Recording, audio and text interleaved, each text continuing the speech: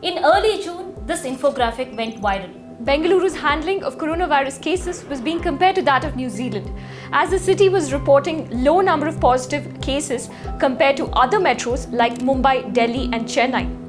This graphic was even tweeted by the state medical education minister Dr. K. Sudhakar. But looking at this now, it seems we celebrated a little too soon. Don't you think? Yes, it does. Hello, I'm Suraksha. And I'm Amulya. We will be looking at why Namma Bengaluru may be in for a tough battle against the coronavirus. And what the history can teach us by taking a look at the pandemics of the past.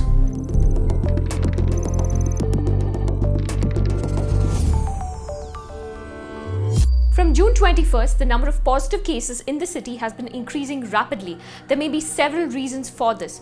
From data upload and testing backlogs to people ignoring social distancing norms following the lifting of the lockdown, all these may have contributed to the uptick in cases. However, a surge in cases was expected because in a pandemic, with time, the cases are bound to rise. After all, this is not the first pandemic we have had to face in recent years. 11 years ago, there was another pandemic, H1N1, or popularly known as the swine flu. Around 11 to 21% of the global population was infected by the influenza A H1N1 virus. A different strain of the same H1N1 virus was also responsible for the Spanish flu of 1918, which killed upwards of 100 million, infecting over 500 million people in 4 successive waves. In India alone, the pandemic killed over 12 million in a period of just 3 months.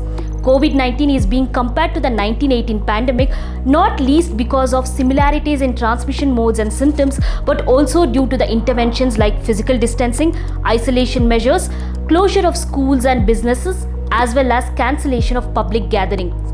To understand how infectious a disease can be, we need to look at something called the R0 number. R0, or the reproductive number, tells us the average number of people that an infected person may transmit the virus to.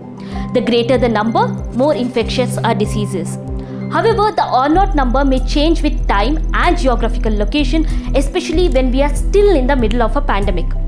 Preventive measures like lockdown can help in getting the R0 number under control, but in the meantime, the government has to step up its healthcare system. As we slowly enter into Unlock 2.0, are Bengaluru's hospitals ready to handle a surge in cases? In the last week of June, the government announced that 50% of beds in private hospitals will be reserved for COVID patients.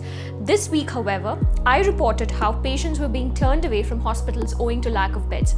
At St. John's Hospital alone, around 55 people who have either tested positive or are suspected cases were being refused admission in a single day. Almost all the hospitals are running on a full capacity, and BBMP's list of hospitals is hardly of any use, as all of them say they are full. Even local MLAs are having trouble finding a bed. The health infrastructure of the city is so overstretched that even patients with other ailments are not able to get required care. Following the advice of experts, the government now allows asymptomatic and mildly symptomatic patients who are below 60 years of age to be home quarantined. As of Sunday, over 3,000 beds in 72 private hospitals have been earmarked for COVID care. Bengaluru International Exhibition Centre, North Bengaluru, has been converted into a COVID care centre with 10,100 beds. But will this pandemic end anytime soon? Honestly, no one knows for certain. Several antivirals are already in development, or we can wait for a vaccine which may not arrive until 2021.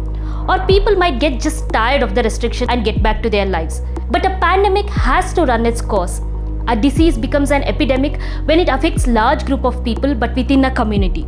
MERS is a good example of this. It affected only the countries in the Middle East.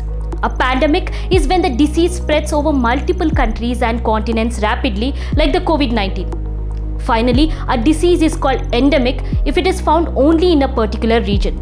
So if COVID-19 becomes endemic to India, it may recur every year but may not be as deadly. Since we cannot control the life cycle of the pandemic, all we can do is be ready for the worst. That is making sure that our medical infrastructure is ready if the worst comes to pass, just like we did during the 1918 pandemic.